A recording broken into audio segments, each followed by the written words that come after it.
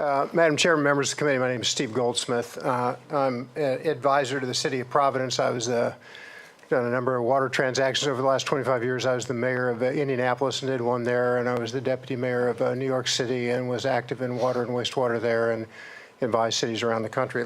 My comments will be very brief because I thought the mayor articulated it well. Let me just make a couple points, having, as I said, done these in a number of cities around the country.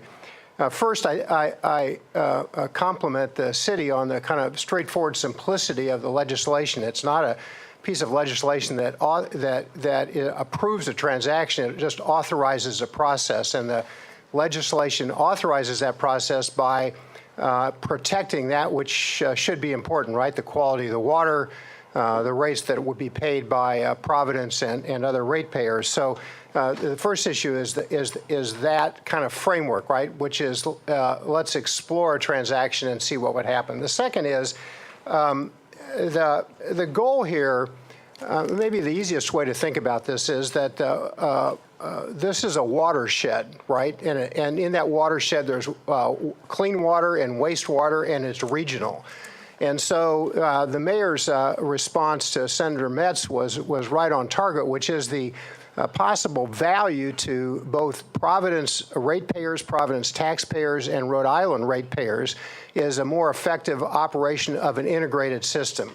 And when these systems come together, the savings often are, or they're never, I've never seen one less than 10% on an annual basis, and I've seen some that are up to 40%. And the way to think about this is, what if there was one procurement system rather than multiple procurement systems, one fleet management system rather than multiple fleet management systems, one set of engineering that looked at watershed in the region rather than just clean water and wastewater? And so when you put those things together and then you say, okay, what else should be important to the ratepayers and taxpayers? Well, one could say, obviously, the very most important thing is the quality of the water. Second would be that labor be protected and treated fairly. Third would be that the system would have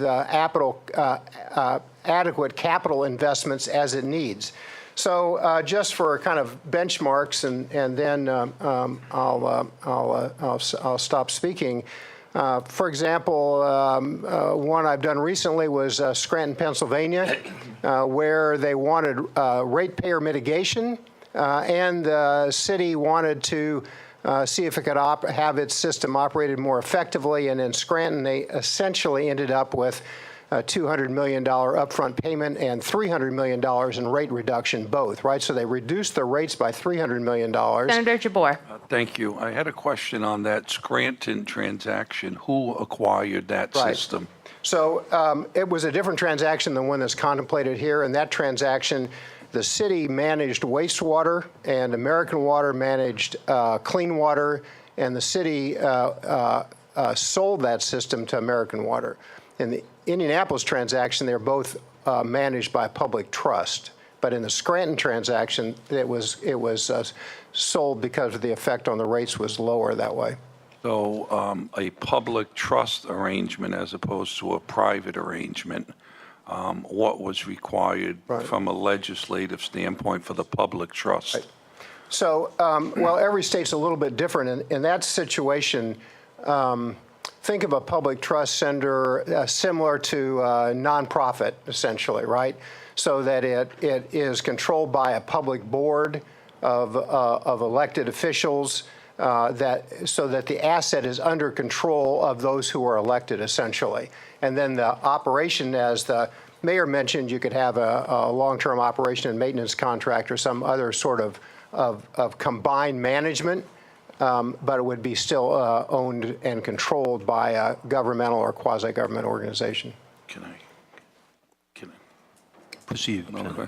Do you have an opinion as to whether or not the contemplated state agency would be the appropriate one to handle the operation of the water system? That being, I think, the Narragansett Bay Commission. Is that the intended plan? Well, let me answer two ways. One, I'm not sure there is yet an intended plan. I would say that a regional operation would be that which would provide the most value to ratepayers and taxpayers for kind of the obvious reasons that, as the mayor mentioned, right? They're already in the streets, they're already in the area, they already have supervisors, and so it would be unlikely that there would be an organization that would produce more value than that which is already in the marketplace doing activities with, in this case, sanitary water. One more question. Has there been any cost-benefit analysis done on how this transaction would work from one quasi, from the state operation of it to Narragansett Bay? Yes and no. Not specifically, because there hasn't been authority to go forward. I've looked at other transactions around the country and said, well, if this transaction saved on an average 10% or 15% of operating costs, and let me just interrupt myself because I can tell you're kind of, I may not be speaking perfectly, but you're kind of tracking what I'm saying. So the goal is basically to say, look, the value is not to be created from rate increases. The value is to be created from more effective operation of a joint system. And so if you took a 20 or 30-year net present value, so let's say the operating costs would have been like this from a combined agency, and you bend them down, and then you take a 20-year NPV, net present value of that savings, right?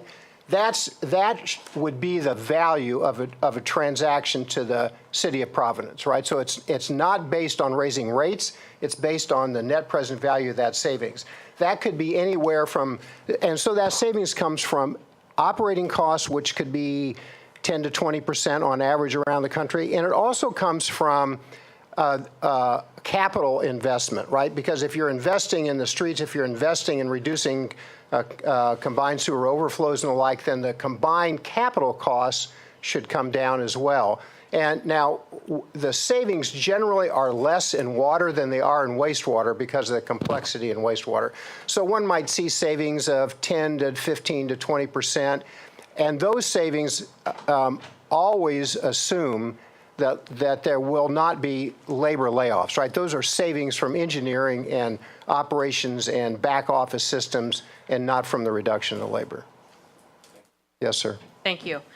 You can continue unless you were completed with your presentation. I think that the questions led me to complete my presentation. Thank you, Madam Chairman. Thank you. Any other questions or comments for this witness? Thank you.